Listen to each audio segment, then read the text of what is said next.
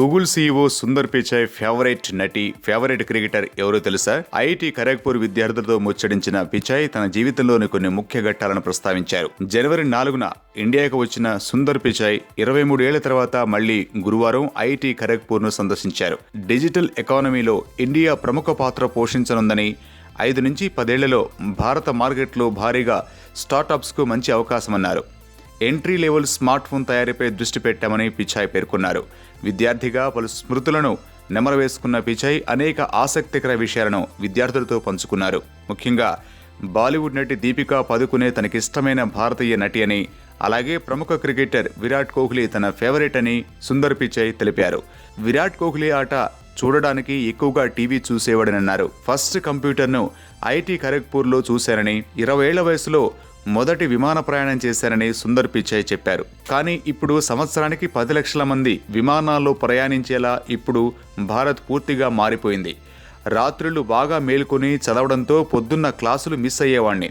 నేను క్లాసులు bunk కొట్టేవాణ్ణి. Hostel ఫుడ్లో పప్పా సాంబారా అని ఎదురు చూసేవాణ్ణి.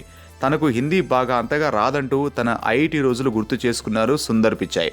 అనేక విషయాల్లో ఆసక్తి చూపించాలని, జీవితంలో సాహసాలు చేయడానికి ప్రయత్నించడం ముఖ్యమని విద్యార్థులకు చెప్పారు. దేశంలో విద్యా వ్యవస్థ విద్యార్థులపై ఒత్తిడి పెంచేదిగా ఉందని, ఇది మారాలని ఆయన సూచించారు. ఐఐటిలో సీటు రావడానికి హార్డ్ వర్క్తో కూడుకున్నదని, 8వ తరగతి నుంచి ఐఐటి విద్యార్థులు ఆసక్తిని పెంచుకోవడం తనకు ఆశ్చర్యాన్ని కలిగించిందని చెప్పారు. ఏప్రిల్ ఫూల్ డే రోజు గూగుల్ ఇంటర్వ్యూ జరిగిందని, దీంతో నమ్మకం కుదరలేదని, నిజంగా జోకేమో అనుకున్నానంటూ తన అనుభవాలను గుర్తు చేసుకున్నారు సుందర్ పిచాయ్. గూగుల్లో ఉద్యోగం సాధించడం ఎలా అని మరో ఐఐటియన్ ప్రశ్నించినప్పుడు త్వరలోనే ఖరగ్పూర్లో గూగుల్ క్యాంపస్ ప్రారంభించనున్నట్లు వెల్లడించారు.